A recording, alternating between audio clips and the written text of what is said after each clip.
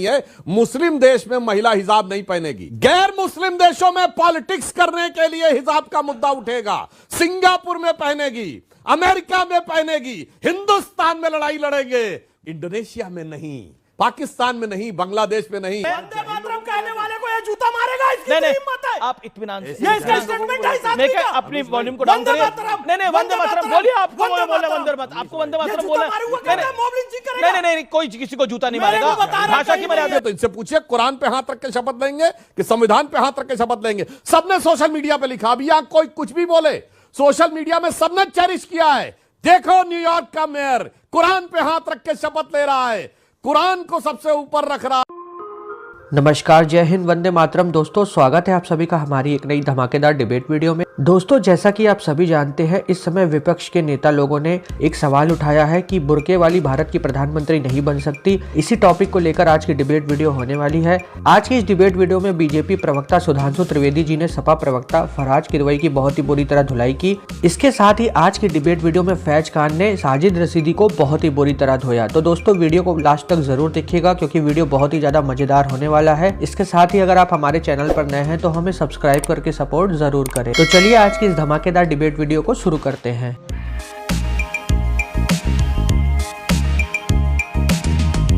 यदि भाजपा इतना सोच सकती है, इंस्टेंट ट्रिपल तलाक मोदी जी खत्म कर सकते हैं, तो मुस्लिम समाज को भी सोचना चाहिए कि नहीं? मुस्लिम समाज समान नागरिक संहिता की बात क्यों नहीं करता है? मुस्लिम समाज ये क्यों नहीं कहता है कि जिस तरीके से हिंदू एक विवाह करता है, पॉलीगैमी से दूर है, मुस्लिम भी एक विवाह करे, बहुविवाह छोड़े। अब पॉइंट पे मैं आता हूं। यदि हिजाब वाली मुस्लिम महिला प्रधानमंत्री बन गई जी और बहुविवाह जारी रहा और उस प्रधानमंत्री महिला के पति ने दूसरी शादी कर ली, तो क्या वो भी प्रधानमंत्री आवास में रहेगी? तीसरी कर ली तो तीसरी भी प्रधानमंत्री आवास में रहेगी, चौथी कर ली तो क्या चौथी भी रहेगी? और सुनिए अमीश भैया, तो नई कहानी ले आए आप। ये मामला यहाँ ये एक सेकंड शांति, भाई साहब रुकिए, ये तो नई कहानी ले गए। हाँ, और क्या बचा है अब इसके बाद? और ये बचा है, आप ये सोचिए कि यदि बाकी 3 युवा महिलाओं के चक्कर में पहली वाली प्रधानमंत्री को वो तलाक तलाक तलाक बोल देता है। पर अब तो ट्रिपल तलाक बंद है। Listen to me. हाँ। लेकिन एक महीने के अंतराल में जारी है, वो बोल देता है और फिर उसका मन करे फिर से शादी करूंगा। क्या पीएम को हलाला कराना पड़ेगा? Shem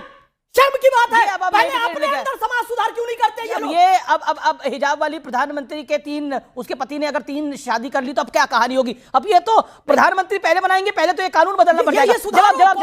you made your point. अभी आपने कहा अमीर जी कि क्या किसी हिजाब वाली महिला के लिए 2029 में वो प्रधानमंत्री बनेंगी? जी नहीं, 2029 में हिजाब वाली महिला नहीं, जिसके सर पर लाल टोपी होगी वो इस देश का प्रधानमंत्री बनेगा। क्या? जिसके सर पे लाल टोपी है वो इस देश का प्रधानमंत्री बनेगा। अब आगे सुनिए आप, अब आगे सुनिए अमीर जी। देखिए, Faraz Kidwai PM in waiting है अखिलेश जी, बिल्कुल सही बोला। जो उनके दिल की बात थी और जो ओवैसी जी ने बोला वो भी सही है। ये सीधे लाल और हरे की हो गई लड़ाई। फराज किदवई जी ने कहा लाल टोपी वाला बनेगा, हरे वालों से कहा भाई तू पीछे लगा रहे, भाई तू बस मेरा झंडा उठाए रहे, सीएम और पीएम तो हमको बनना है। ओवैसी ने यही कहा था, कब तक तुम फला फला का झंडा उठाते रहोगे, अपना नेतृत्व बनाओ। और ये वही मानसिकता है जिन्ना ने 1910, 15, 20 तक वो रहा कांग्रेस के साथ, और जब वो मजबूत हो गया और कांग्रेस को झुकाने में सफल हो गए, तब उन्होंने ये कहना शुरू किया कि भाई तू कब तक कांग्रेस का झंडा उठाता रहेगा, अब छोड़ो ये नेहरू गांधी और इनके पीछे आना छोड़ो, अब तुम जो हो मेरे साथ आके खड़े हो जाओ। जिस दिन मतलब जो इनके ख्वाबों ख्यालों वाली महिला आके बैठेगी तो उस दिन तो पक्की बात है कि शरिया पूरी तरीके से लागू होगा, कम से कम मुसलमानों के लिए तो लागू ही होगा।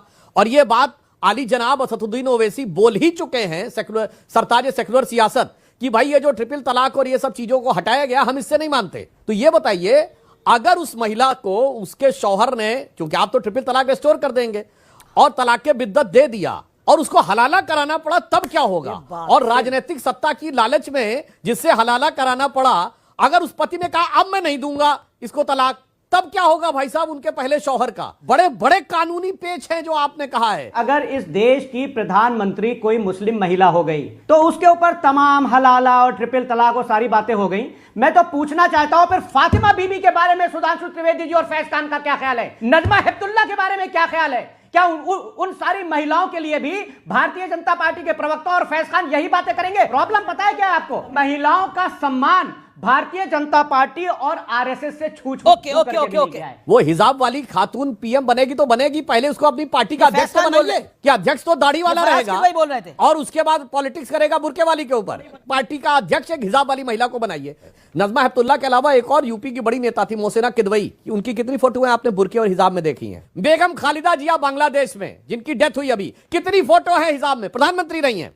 शेख हसीना कितनी फोटो है हिजाब में। बेनजीर भुट्टो कितनी फोटो है हिजाब में। दर्शकों को ध्यान रखना चाहिए, मुस्लिम महिलाएं नाम है मेघावती सुकार्णो पुत्री, शुद्ध संस्कृत निष्ठ नाम है। कितनी फोटो है हिजाब में। मोहम्मद साहब की सीधे वंशावली में शाह जॉर्डन का परिवार आता है। शाह जॉर्डन के परिवार की 3 या 4 बीबियां हैं शाह हुसैन ऑफ जॉर्डन के, उसमें से कितनों की हिजाब में, दिखाओ हिजाब में बुरके में फोटो। इंडोनेशिया की बात की, बांग्लादेश की बात की, सुधांशु जी हलीमा याकूब का नाम आपने सुना है? हलीमा याकूब का नाम आपने सुना है? She was the 8th president of Singapore from September 14, 2017 to 2023। ये सिंगापुर जिसकी पर कैपिटा इनकम $90,000 है, ये वहां की प्रधानमंत्री थी। मैं ये चाह रहा हूं कि एक तरफ सुधांशु त्रिवेदी जी बांग्लादेश की शेख हसीना की बात करते हैं, दूसरी उनकी जो प्रेसिडेंट थी उनकी बात करते हैं, और ये कहना ये चाह रहे हैं कि क्योंकि वो प्रेसिडेंट या प्राइम मिनिस्टर थी, हिजाब नहीं ओढ़ती थी, इसलिए वो प्रोग्रेसिव थी। प्रोग्रेसिव होने का मतलब ये नहीं है कि कौन हिजाब करता है कौन नहीं करता है। क्या इन्होंने दिल का राज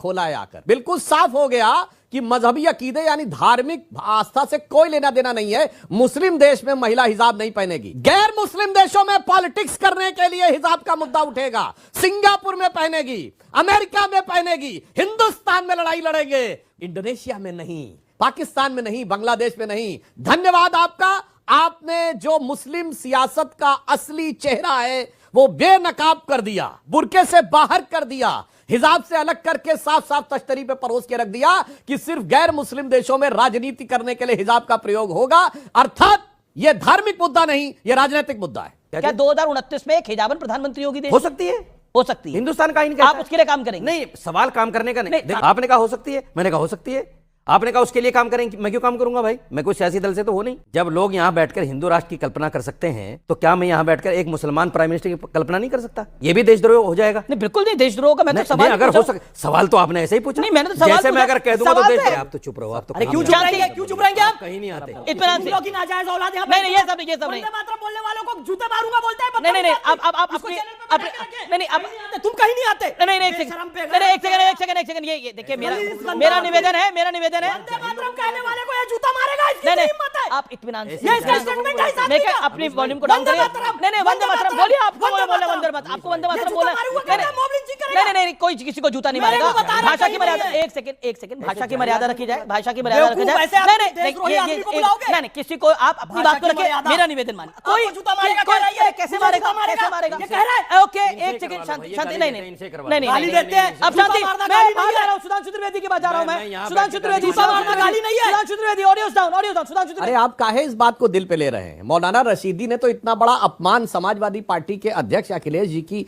पत्नी और सांसद का कर दिया था, वो लोग बेचारे चुप रह गए, कुछ बोले नहीं, क्योंकि मौलाना है रशीदी। वो लोग नहीं बोले, काहे आप दिल के ऊपर ले रहे हैं? वो मौलाना जी बोले रहेंगे और ये लोग उनके ऊपर करते रहेंगे टॉलरेट। अब मैं तीनों की बात का जवाब देता हूं। फराज किदवई साहब ने बोला कि टोपी वाला, लाल टोपी वाला इस देश का प्रधानमंत्री बनेगा। तो फराज किदवई साहब, वो सद्दाम हुसैन जैसी दाढ़ी बढ़ाए हुए दूसरे टी शर्ट वाले का क्या होगा? आपने टोपी पहना दी उसको। वो बंगाल की ममता जी का क्या होगा? आपने टोपी पहना दी उनको। महाराष्ट्र में उद्धव ठाकरे जी का क्या होगा? टोपी पहना दी। और सनातन धर्म के इरेडिकेशन का संकल्प लिए स्टालिन जी का क्या होगा? उनको भी टोपी पहना दी। और अभी अभी बिहार में लालू प्रसाद यादव जी के बेटे हैं जिनके अरमानों का जनाजा अभी अभी निकला है हाल के चुनावों में, उनको भी टोपी पहना दी। क्या लाल टोपी वाले ने गजब की टोपी पहनाई है इस डिबेट में बैठकर अमीश जी, ये पूरे देश की जनता ने साफ देख लिया। अब दूसरा जवाब देता हूं, जो इन्होंने कहा कि साहब इस देश की प्रधानमंत्री बनेगी हिजाब वाली, तो जानते क्या होगा? ये वही लोग हैं। जोहरान ममदानी न्यूयॉर्क का मेयर बना